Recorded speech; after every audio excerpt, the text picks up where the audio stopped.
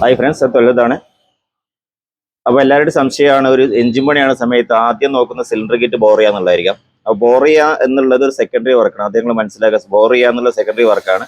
Cylinder കിറ്റിന്റെ work സാധാരണ വരുന്ന cylinder ബോറിന് തേയ്മാനം വരിക, അല്ലെങ്കിൽ പിസ്റ്റൺ റിങ്സിന് ക്ലിയറൻസ് കൂടുക, അല്ലെങ്കിൽ സ്ക്രാച്ച് ആവുക, എന്തെങ്കിലും ഓയിലിന്റെ ഒക്കെ പഴക്കം കൊണ്ടൊക്കെ സ്ക്രാച്ച് ആയിട്ട് ഇതിലേക്ക് ഓയിൽ കയറി കത്തുക.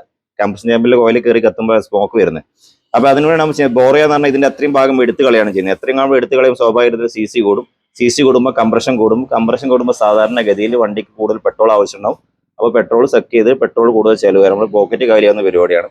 അപ്പോൾ തുടക്കത്തിൽ എഞ്ചിൻ വർക്ക് എടുക്കുമ്പോൾ സാധാരണ ഇതിൽ ഈ ഒരു piston kit cylinder kit available ആണെങ്കിൽ, ഇപ്പോൾ ഏതൊരു വണ്ടിയുടെ ആണെങ്കിലും അവൈലബിൾ ആണ്. തുടക്കത്തിൽ കുറച്ചൊരു പൈസ നമുക്ക് നഷ്ടം തോന്നുമെങ്കിലും പിന്നെ ലോങ് ടൈം അടിസ്ഥാനത്തിൽ നമുക്ക് പോക്കറ്റിൽ പൈസ ലാഭിക്കുന്ന ഒരു കേസാണ്. അത് മനസ്സിലാക്കുക.